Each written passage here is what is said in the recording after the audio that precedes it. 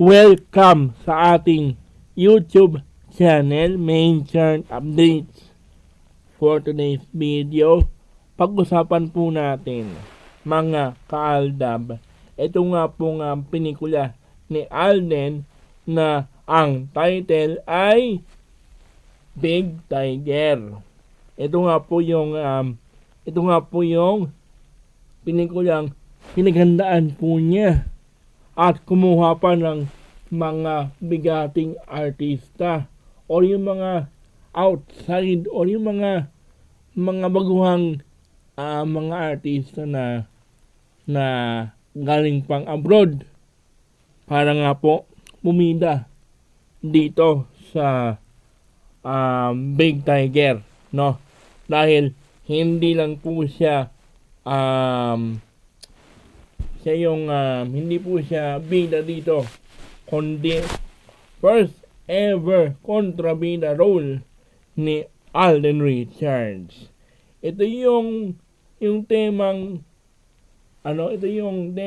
gustong-gusto niyang subukan. Kung dati ay pa sweetums lang or pa lamtim lang o yung mga simpleng mga pamilya roles na inaapi. Ngayon, siya naman ang gumagawa ng ganon, no? Aapihin niya yung bida na aabangan natin kung sino nga po ba siya. Di po ba? Siya yung aapihin ni Alden Richards dito. At dito ninyo makikita yung kakaibang Alden Richards. At siyempre, ito yung panahon na kung dati ay pag good boy lang ang role ni Alden, ngayon bad boy ang kanyang image ngayon. Ito yung kinakainisan po natin na mga kontrabida. Dito nga po ninyo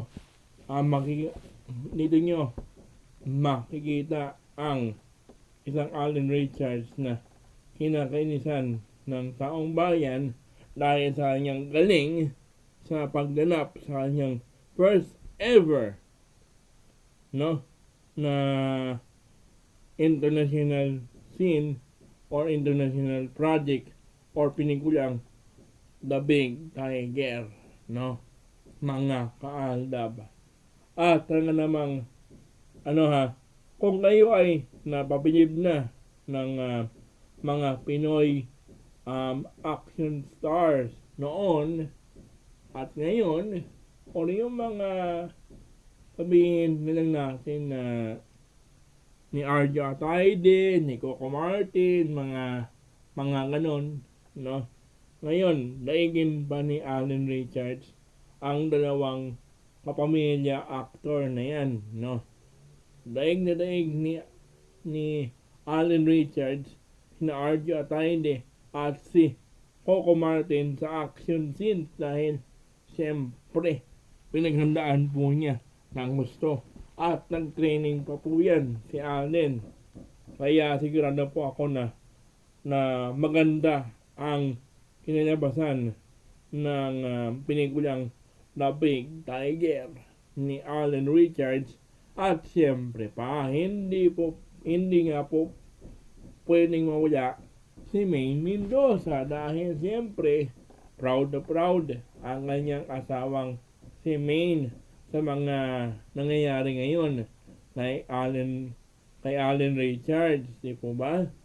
At sigurado po ako na isa rin siya sa mga manonood, no, ng The Big Tiger. At sigurado po ako na proud ang mga anak po nila ni Alden, no, at saka ni Maine, no. Siyempre proud si Alden dyan, no, or si Daddy May, no, at saka yung pamilya Paul Corazon sa mga na-achieve ni Alden ngayon. bilang aktor, isang film producer, at singer. Di po ba? 3 in 1 or more. No? Dahil ang galing mo ni Alden eh. Di po ba? Kaya wala nang patambay-tambay pa.